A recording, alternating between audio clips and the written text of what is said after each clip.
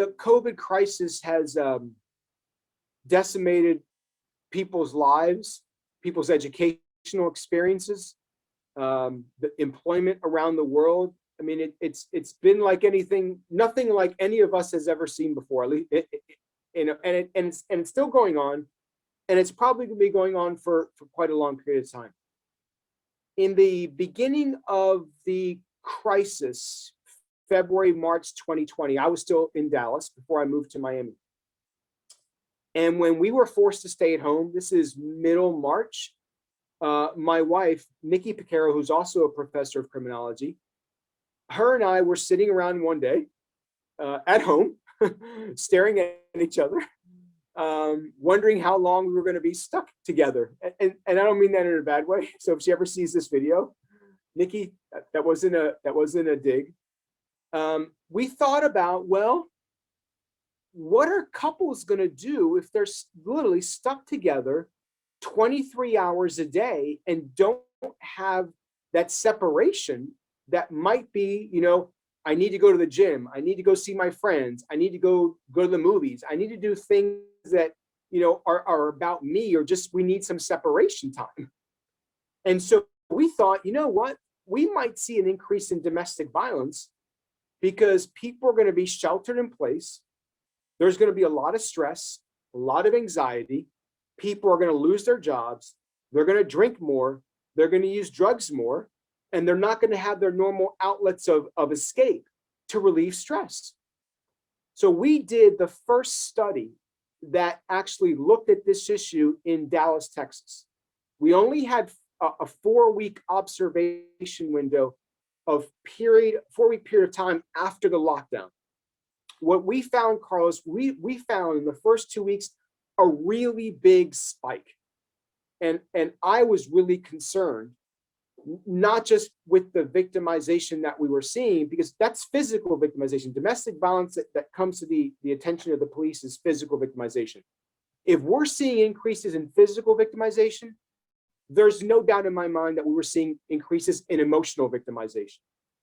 And there's no doubt in my mind, because kids were now at home, that these children are being exposed to violence. And we know very well that one of the biggest risk factors for criminal behavior is exposure to violence as a youth. So that's why I said that the long-term consequences of the pandemic, we're going to start to see over time. But our study was only one study in one city in the United States in a 4-week observation window.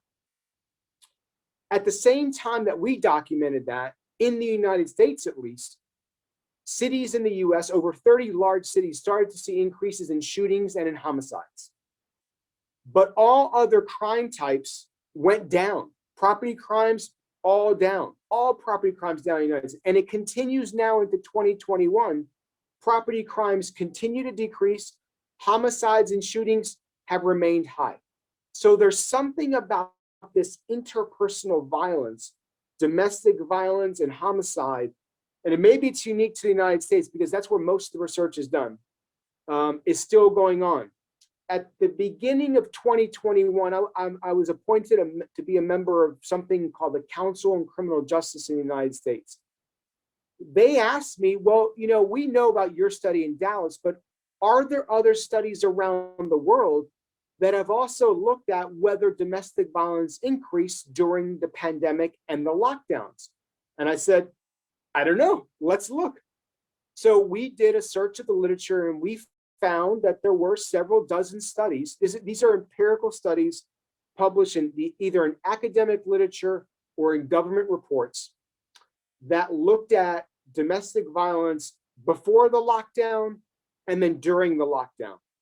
And Carlos, what we saw was by and large, regardless if you looked at arrest data, police calls for service, hospitalization data, studies in the US, studies in Canada, studies in Europe, studies in Mexico, we found that domestic violence increased during the lockdowns compared to before a lockdown. And in fact, one of my grad students here at the University of Miami and we just had a paper accepted for publication just this morning. And I can tell you these results. We found that domestic violence increased in Guatemala during the lockdown compared to pre-lockdowns.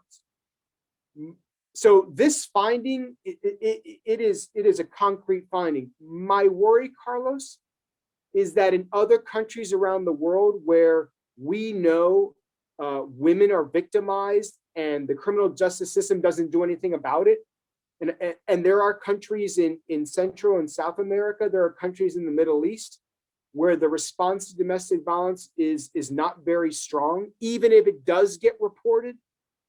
I, as a, not just as a criminologist, but I, as a person, am very worried about the toll that COVID-19 and the lockdowns has exerted on women, not only in terms of domestic violence, but also in terms of their removal from the workforce. And when women get removed from the workforce, their income takes a real severe hit. And so this pandemic, I fear, will have a worse and a long-term impact on the quality of women's lives, of which, sadly, domestic violence is one of them.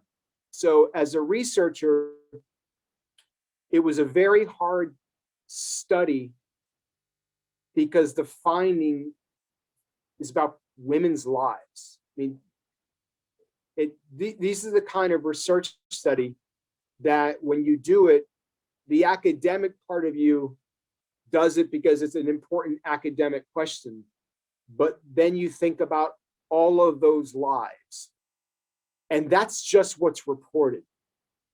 This doesn't even begin to tell us what's not reported. And so in my mind, Carlos, the size, the tip of the iceberg, so to speak, I have no idea how big that's going to be. I honestly, and I'm not trying to exaggerate.